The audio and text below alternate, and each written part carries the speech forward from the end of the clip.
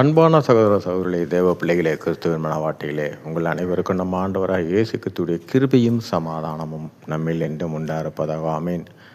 இந்த நாளிலும் பரிசுத்தாவின் வெளிப்படுத்துகிற சத்தியத்திற்காக நன்றி செலுத்துவோம். இந்த நாளில் விசுவாசம் எங்கே? இங்கே பார்த்தீங்கன்னா நம்முடைய அநேகருடைய காரியம் பார்த்தீங்கன்னா, நாம் ரட்சிக்கப்பட்டு தேவனை அறிந்து கொண்டு பல வருடங்களாக இருக்கும். ஆனால் நமக்கு பின்பாக ரட்சிக்கப்பட்டவர்கள் பார்த்தீங்கன்னா, வேதத்துடைய சத்தியத்தை அறிந்தவர்களாகவும் நன்கு தெரிந்தவர்களாகவும்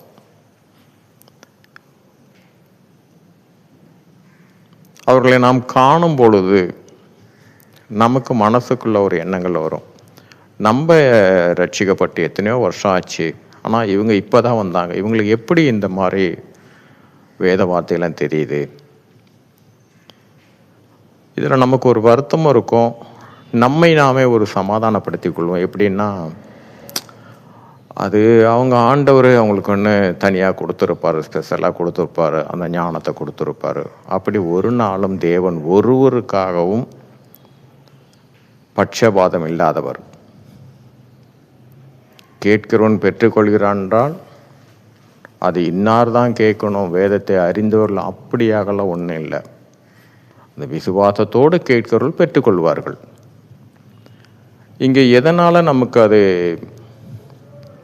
அந்த எண்ணங்கள் நமக்கு ஏன் வருது? நாமே தாழ்த்து கொள்வோம். ஆண்டவர் அவங்களுக்கு தான் தெரியப்படுத்தியிருக்கிறாரு. ஒருவேளை நம்ம ஆண்டவருக்கு விரோதமாக ஏதோ செய்வோம் போல இருக்குது. இதெல்லாம் நாமே தாழ்த்தி கொள்வது. ஆனால் இங்கே வேதம் என்ன சொல்லுதுன்னு பார்த்தீங்கன்னா, ரோமர் 10:17 ஆதலால் விசுவாசம் கேள்வினாலே வரும், கேள்வி தேவனுடைய வசனத்தினாலே வரும். நமக்கு விசுவாசமே கேள்வினால. நம்ம வேதம் படிப்போம், டெய்லி நம்ம வேத படிப்பில் எந்த குறையும் இருக்காது. வேதம் படிப்போம், படித்துட்டு உடனே வைத்துட்டு போயிடுவோம். அந்த வார்த்தை, அந்த வசனத்திலேருந்து நமக்கு கேள்விகள் வரணும். நமக்கு அதுலேருந்து கேள்வி, அந்த கேள்வி வந்தாதான் நாம் அதை விசுவாசத்தோடு அந்த வேதத்தை படிக்கிறோன்னு அர்த்தம். இல்லையென்றால் இன்னைக்கு நம்ம ஒரு டார்கெட், இன்றைக்கி 2 அதிகாரத்தை படிக்கணும், இன்றைக்கி 5 அதிகாரத்தை படிக்கணும், எவ்வளோ சீக்கிரமாக அந்த பைபிள் முடிக்கணுமோ முடிச்சிடணும். நீங்கள் எவ்வளோ சீக்கிரம் முடித்தாலும் சரி, உடனே பரலோகத்துக்கு தயாராக ஆண்டவர் நிற்கிற மாதிரி யாருக்குமே கிடையாது. நம்மளுடைய எண்ணங்கள் அப்படி இருக்கும். 5 முறை வேதத்தை படிச்சுட்டாங்க அவங்க பைபிளை, அவங்க 8 முறை பைபிளை முடிச்சிட்டாங்க. இது ஒரு பிரயோஜனமும் அல்ல. ஆனால் ஒவ்வொரு ஒரு வார்த்தையை நாம் அதை தியானித்து அது முழுமையாக, அதுக்கு ஒரு முடிவே கிடையாது. ஒரு வசனத்தை நீங்கள் அதை தியானிக்க ஆரம்பிச்சிங்கன்னா, இன்னைக்கு ஒரு வெளிப்பாடை கொடுப்பாரு. நாளைக்கு அதே வசனத்தை நீங்கள் தியானிச்சிங்கன்னா நாளைக்கு வேறு ஒரு வெளிப்பாடு. ஏனென்றால் ஒவ்வொரு நாளும் தேவன் புதிய நாளாக தான் நமக்கு கொடுக்கிறார். அப்படி நாம் பார்க்கும்போது இந்த வார்த்தையை நாம் தியானிக்கும் பொழுது, நம்ம படிக்கும்போது ஒரு வசனத்தை நம்ம முழுசாக படிச்சுட்டு ஒரு அதிகாரத்தை படிச்சுட்டு வரோம். ஒரு வசனத்துலேருந்து நமக்கு ஒரு கண்டிப்பாக தேவன் பேசுவார். நமக்கு அதுலேருந்து ஒரு கொஸ்டின் வரும், இந்த வசனம் ஏன் இப்படி கொடுத்துருக்குது? இதை நாம் தியானிக்கணும். இந்த தியானிக்கிறதுனா விசுவாசம் இருந்தால் மட்டும்தான் கண்டிப்பாக இந்த கொஸ்டினே வரும். ஏன் இந்த வார்த்தை வருது? அப்போ இந்த வார்த்தைக்கு என்ன அர்த்தம்? இந்த வார்த்தை எதனால் வந்தது? இந்த வசனம் எதனால் இப்படி வந்தது? இது எல்லாம் நாம் அதை கேள்வியாக நாமே கேள்வியாக கேட்டுக்கொண்டு அந்த கேள்விக்கு விடையை காணும்படியாக நாம் யோசிச்சுட்டு இருக்கும்போது கண்டிப்பாக நம் ஆண்டவர் ஒருவருக்கு மாத்திரமல்ல, எல்லோருக்குமாக தான் நம் ஆண்டவர்.